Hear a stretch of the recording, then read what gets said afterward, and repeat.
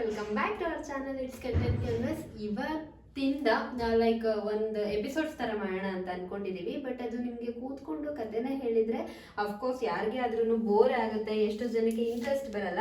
So ಏನಾದರೂ ಒಂದು interesting ಆಗಿರೋವಂಥದ್ದನ್ನು ನೋಡ್ತಾ ನೀವು ಅದನ್ನು ಕೇಳಿದರೆ ನಿಮಗೂ ಸಹ ಇಂಟ್ರೆಸ್ಟ್ ಬರುತ್ತೆ, ನೋಡೋದಕ್ಕೆ ಎಲ್ಲೂ ಬೋರ್ ಆಗಲ್ಲ ಅಂತ ಅಂದ್ಕೊಂಡು ಈ ಥರ ಎಪಿಸೋಡ್ಸ್ನ ಮಾಡೋಣ ಅಂತ ಅಂದ್ಕೊಂಡು ಫಸ್ಟ್ ಎಪಿಸೋಡ್ನ ಮಾಡ್ತಿದ್ದೀವಿ.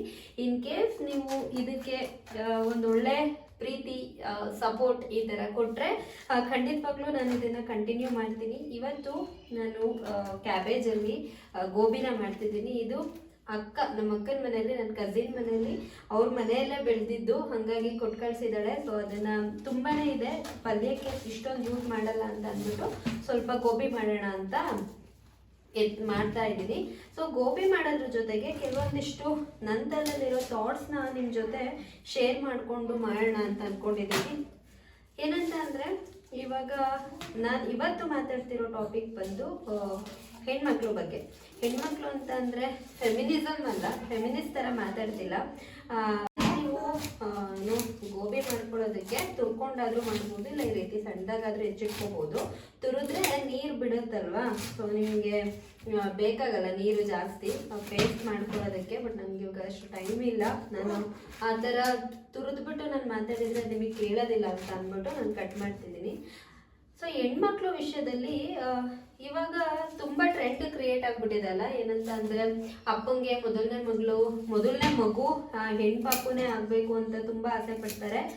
ಇಲ್ಲ ಅಂತ ಅಂದರೆ ಅಪ್ಪಂದ್ರಿಗೆ ಹೆಣ್ಮಕ್ಳು ತುಂಬ ಇಷ್ಟ ಆಗ್ತಾರೆ ಅಂತ. ಅದು ಗೊತ್ತಿಲ್ಲ, ಟ್ರೆಂಡ್ಗೋಸ್ಕರ ರೀಲ್ಸ್ನ ಮಾಡ್ತಿದ್ದಾರಾ, ಶಾರ್ಟ್ಸ್ನ ಮಾಡ್ತಿದ್ದಾರಾ, ಇಲ್ಲ ನಿಜವಾಗ್ಲೂ ಅಪ್ಪಂದ್ರಿಗೆ ಹೆಣ್ಮಕ್ಳು ಮಾತ್ರನೇ ತುಂಬ ಇಷ್ಟ ಇರ್ತಾರ ಅನ್ನೋದು ನನಗಂತೂ ಗೊತ್ತಿಲ್ಲ. ಇದನ್ನ ನಾನು ಯಾಕೆ ಹೇಳ್ತಿದ್ದೀನಿ ಅಂದರೆ, ಇರಬಹುದು, ನಾನು ಅದನ್ನ ಸುಳ್ಳು ಅಂತ ಹೇಳಲ್ಲ. ಎಷ್ಟೋ ಜನ ತಂದೆ ಅಂದ್ರಿಗೆ, ಇನ್ಕ್ಲೂಡಿಂಗ್ ಮೈ ಹಸ್ಬೆಂಡ್, ಹೆಣ್ಮಕ್ಳು ಇಷ್ಟ ಇರ್ತಾರೆ. ಬಟ್ ಎಲ್ಲ ತಂದೆ ಅಂದ್ರಿಗೂ ಹೆಣ್ಮಕ್ಳು ಇಷ್ಟ ಇರ್ತಾರೆ ಅನ್ನೋದು ಎಷ್ಟು ಸತ್ಯ? ಎಷ್ಟೋ ಜನದ ಮನೆಯಲ್ಲಿ ಹೆಣ್ಪಾಪು ಆಯ್ತು ಅಂತ ಹೆಂಡ್ತಿನ ಬಿಟ್ಟೋಗಿರೋ ಅಂತ ಮನೆ ಕಥೆಗಳು ಸಹ ಇದೆ. ಯಾಕೆ? ಈಗ ನಾವು ಎಷ್ಟೋ ಕಡೆ ಪೋಸ್ಟ್ನ ನೋಡ್ತೀವಿ, ಹೆಣ್ಮಕ್ಳು ತಾಯಿಯಾಗಿ ಬೇಕು, ತಂಗಿ ಆಗಿಬೇಕು, ಫ್ರೆಂಡ್ ಆಗಿಬೇಕು, ಆದರೆ ಮಗಳಾಗಿ ಯಾಕೆ ಬೇಡ ಅಂತ ನನಗೂ ತುಂಬ ಕ್ವಶನ್ ಇದೆ. ಯಾಕಂತಂದರೆ ನಾನು ಆ ಥರ ಅಲ್ಲ. ಮೇ ಬಿ ನನ್ನನ್ನು ತುಂಬ ಹತ್ರದಿಂದ ನೋಡಿರೋರಿಗೆ ಗೊತ್ತಾಗುತ್ತೆ. ಗಂಡಾಗ್ಲಿ ಹೆಣ್ಣಾಗ್ಲಿ ಯಾವುದಾದ್ರೂ ಮಕ್ಕಳು ಅಂತ ಬೆಳೆಸೋರು ತುಂಬ ಜನ ಇದ್ದಾರೆ. ಬಟ್ ಪರ್ಟಿಕ್ಯುಲರ್ಲಿ ಇದೇ ಮಗು ಬೇಕು ಅಂತ ಇನ್ನ ಆ ಮೈಂಡ್ಸೆಟ್ ನಮ್ಮ ಸಮಾಜದಲ್ಲಿ ತುಂಬಾನೇ ಇದೆ. ಅದು ಯಾಕೆ ಅಂತ ಗೊತ್ತಿಲ್ಲ. ಎಷ್ಟೋ ಜನ ಹೇಳ್ತಾರೆ, ಒಂದು ಗಂಡು ಒಂದು ಹೆಣ್ಣು ಇದ್ರೆ ಲೈಫು ಕಂಪ್ಲೀಟ್ ಆಗ್ಬಿಡುತ್ತೆ, ನಿಮ್ದು ಫ್ಯಾಮಿಲಿ ಕಂಪ್ಲೀಟ್ ಅಂತ ಫೀಲ್ ಬರುತ್ತೆ. ಸೊ 2 ಗಂಡು ಮಕ್ಳಾದ್ರೆ ಪರವಾಗಿಲ್ಲ, ಹೆಂಗೋ ನಡೆದು ಬಿಡುತ್ತೆ. ಬಟ್ 2 ಹೆಣ್ಣಾದ್ರೆ ಕಷ್ಟ. ಈ ಥರ ಎಲ್ಲ ತುಂಬ ಟಾಕ್ಸ್ ಬರುತ್ತೆ. ಅಫ್ಕೋರ್ಸ್ ನೀವು ನಿಮ್ಮ ಲೈಫಲ್ಲಿ ಇದನ್ನೆಲ್ಲ ಕೇಳಿರ್ತೀರ.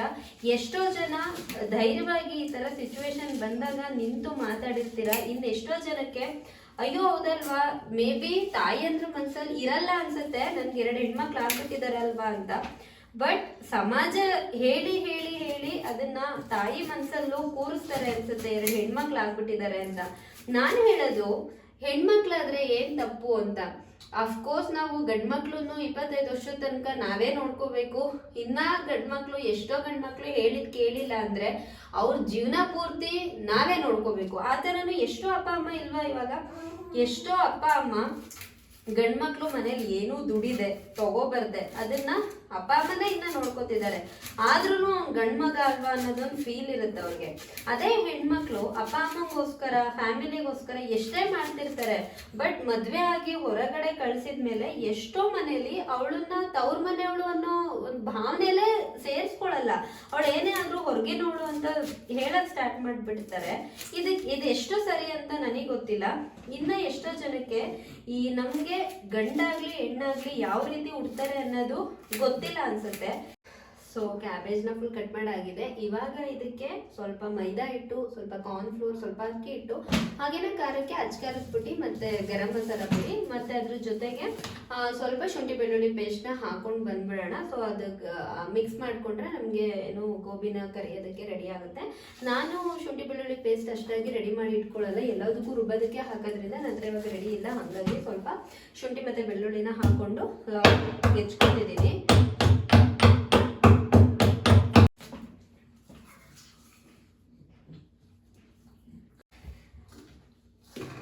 ಸೊ ತುಂಬ ಜನಕ್ಕೆ ಗೊತ್ತಿಲ್ಲ ಅನ್ಸುತ್ತೆ ಮೇ ಬಿ ನಮ್ಮ ಬಾಡಿಲಿ ಆತ್ಮ ಹೇಗೆ ಬರುತ್ತೆ ಅನ್ನೋವಂಥದ್ದು. ನಾವು ಪ್ರೆಗ್ನೆಂಟ್ ಆದಮೇಲೆ ನಮ್ಮ ಬಾಡಿಗೆ ಆತ್ಮ ಬಂದು ಹೇಗೆ ಸೇರುತ್ತೆ ಅನ್ನೋದು ಎಷ್ಟೋ ಜನಕ್ಕೆ ಗೊತ್ತಿಲ್ಲ ಅನ್ಸುತ್ತೆ. ಏನಂತ ಅಂದರೆ, ನಾವು ಪ್ರೆಗ್ನೆಂಟ್ ಅಂತ ಗೊತ್ತಾದ್ಮೇಲೆ ನಮ್ಮ ಗರ್ಭಕೋಶಕ್ಕೆ ಮಗುಗೆ ಹಾರ್ಟ್ ಬೀಟ್ ಬರೋದಕ್ಕೆ ಮಿನಿಮಮ್ ಅಂತ ಅಂದರೆ 6 ವೀಕ್ಸ್ ತೊಗೊಳುತ್ತೆ. ತುಂಬ ಬೇಗ ಅಂದರೂ 5 to 6 ವೀಕ್ಸಲ್ಲೇ ನಮಗೆ ಫಸ್ಟು ಹಾರ್ಟ್ ಬೀಟ್ ಗೊತ್ತಾಗುತ್ತೆ. ಇನ್ನು ಕೆಲವರಿಗೆ 7 to 8 ವೀಕ್ಸ್ ತನಕ ಅದು ತೊಗೊಳುತ್ತೆ. ಬಟ್ ಏನಂತ ಅಂದರೆ, ಆ ಟೈಮಲ್ಲಿ ನೀವು ಹಿಂದೂ ಶಾಸ್ತ್ರನ ಹಾಗೆ ಗರ್ಭ ಸಂಸ್ಕಾರನ ನಂಬೋರಾದರೆ ಆ ಟೈಮಲ್ಲಿ ಆತ್ಮಕ್ಕೆ ದೇವರು ಕೇಳ್ತಾನಂತೆ, ನಿನ್ನ ಫ್ಯೂಚರಲ್ಲಿ ಯಾವ ಥರ ಅಪ್ಪ ಅಮ್ಮ ಬೇಕು, ಹಾಗೇನೆ ಯಾವ ರೀತಿ ನಿನಗೆ ಲೈಫ್ ಬೇಕು, ಆ ಥರ ಅಪ್ಪ ಅಮ್ಮನ ನೀನು ಸೆಲೆಕ್ಟ್ ಮಾಡ್ಕೋಬೋದು ಅಂತ. ಆ ಟೈಮಲ್ಲಿ ಆತ್ಮ ಯಾವ ತಂದೆ ತಾಯಿನ ಸೆಲೆಕ್ಟ್ ಮಾಡ್ಕೊಳ್ಳುತ್ತೋ ಅವರು ನಮ್ಮ ಮಕ್ಕಳಾಗಿ ಬರ್ತಾರಂತೆ. ಅದಕ್ಕೇನೆ ತುಂಬ ಜನ ಹೇಳೋದು thank you for selecting us ಅಂತ.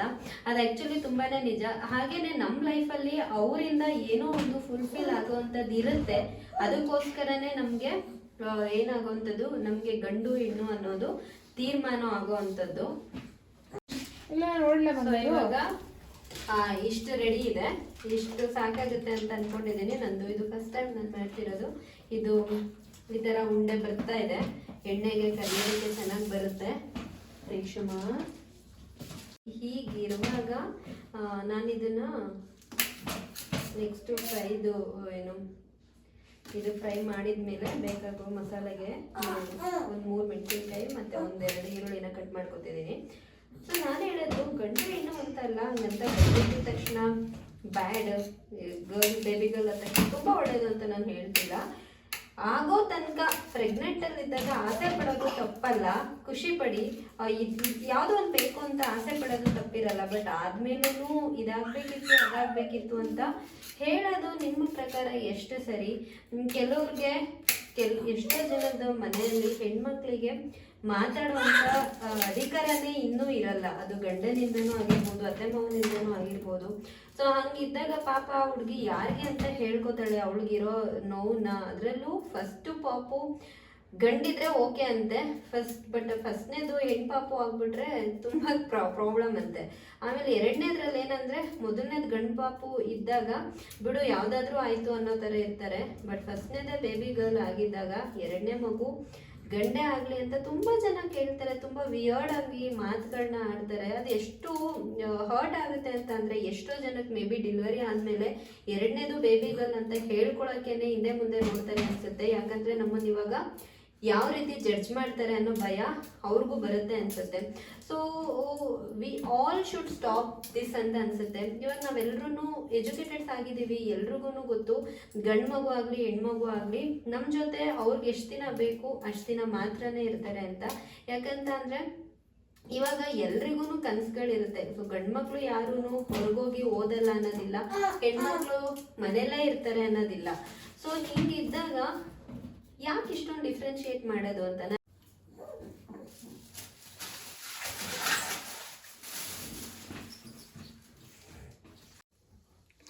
ಈಗ ಮಾಡ್ಕೊಂಡಿರೋದನ್ನೆಲ್ಲ ಸಣ್ಣ ಸಣ್ಣದಾಗಿ ಉಂಡೆ ಮಾಡಿಕೊಂಡು ಎಣ್ಣೆಗೆ ಹಾಕ್ತಾ ಇದ್ದೀನಿ.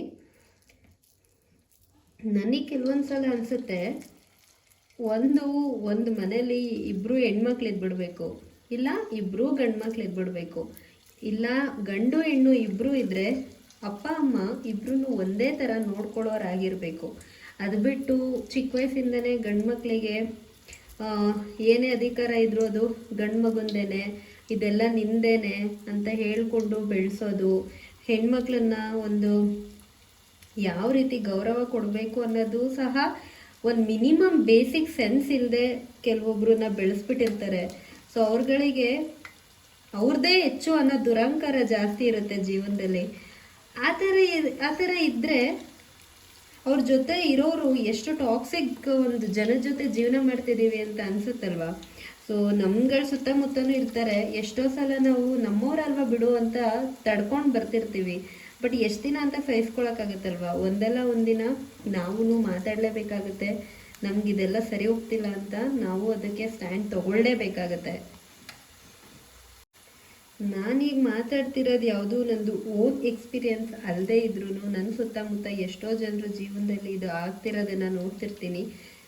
ಇದೆಷ್ಟು ಸರಿ ಅಂತ ನನಗೆ ಗೊತ್ತಿಲ್ಲ. ಇನ್ನೆಷ್ಟೋ ಜನ ಅಂತಾರೆ ಗಂಡ್ಮಕ್ಳೇ ಹೆಚ್ಚಲ್ವಾ ಅಂತ. ಅದು ಯಾವ ಕಡೆಯಿಂದ ಗಂಡ್ಮಕ್ಳು ಹೆಚ್ಚು ಅಂತ ಗೊತ್ತಿಲ್ಲ. ಎಲ್ಲ ಥರ ಶಕ್ತಿನೂ ದೇವರು ಹೆಣ್ಮಕ್ಳಿಗೆ ಕೊಟ್ಟಿದ್ದಾನೆ. ಆದರೆ ನಾನು ಅಂತ ಹೇಳ್ಕೊಳ್ಳೋ ಬುದ್ಧಿ ಮಾತ್ರ ಯಾಕೆ ದೇವರು ಗಂಡ್ಮಕ್ಳಿಗೆ ಕೊಟ್ಟಿದ್ದಾನೆ ಅಂತ ನನಗಂತೂ ಗೊತ್ತಿಲ್ಲ. ನನಗಿದು ಯಾವಾಗಲೂ ಅನಿಸುತ್ತೆ ಎಲ್ಲ ಗಂಡ್ಮಕ್ಳು ಹಾಗೆ ಇರ್ತಾರೆ ಅಂತ ನಾನು ಹೇಳಲ್ಲ. ಎಷ್ಟೋ ಜನ ಹೆಣ್ಮಕ್ಳನ್ನ, ತನ್ನ ಹೆಂಡ್ತಿನ, ತನ್ನ ಹೆಣ್ಮಗುನ ತುಂಬ ಪ್ರೀತಿಯಿಂದ ನೋಡ್ಕೊಳ್ಳೋರು ಸಹ ಇದ್ದಾರೆ. ಅವ್ರನ್ನ ಬಿಟ್ಟು ಇನ್ನೆಷ್ಟೋ ಜನ ಗಂಡ್ಮಕ್ಳೇ ಹೆಚ್ಚು ಅಂತ ಹೇಳ್ತಿರೋರಿಗೆ ನಾನು ಇದನ್ನು ಹೇಳ್ತಿರೋದು. ಸೊ ನಾನು ಕೂಡ ಇಷ್ಟೊತ್ತು ನನ್ನ ಮಗಳನ್ನ ಪಕ್ಕದ್ದು ಈ ಸ್ಟ್ರೋಲರಲ್ಲಿ ಮಲಗಿಸ್ಕೊಂಡೆ ವಿಡಿಯೋ ಮಾಡ್ತಿದ್ದೆ. ಸೊ ನಮ್ಗಳಿಗೆ ಇಷ್ಟೆಲ್ಲ ಮಲ್ಟಿ ಟಾಸ್ಕ್ ಮಾಡೋ ಅಂಥ ಶಕ್ತಿ ಇರುವಾಗ ಐ ಡೋಂಟ್ ನೋ ಗಂಡ್ಮಕ್ಳು ಇದನ್ನೆಲ್ಲ ಮಾಡ್ಬೋದಾ ಅಂತ. ಹಾಗಂತ ನಾನು ಗಂಡ್ಮಕ್ಳನ್ನ ಡಿಗ್ರೇಡ್ ಮಾಡ್ತಿಲ್ಲ. ಬಟ್ ಸಮಾಜದಲ್ಲಿ ಇನ್ನೂ ಹೆಣ್ಮಕ್ಳನ್ನ ಡಿಗ್ರೇಡ್ ಮಾಡೋ ಅಂಥ ಜನಗಳಿದ್ದಾರೆ. ಹೆಣ್ಮಕ್ಳನ್ನ ಕೇವಲವಾಗಿ ನೋಡಿ ನಾನೇ ಹೆಚ್ಚು ಅನ್ನೋ ಜನಗಳಿದ್ದಾರೆ. ಅದು ಬೇಡ ಅಂತ ಹೇಳ್ತಿದ್ದೀನಿ ಅಷ್ಟೇ.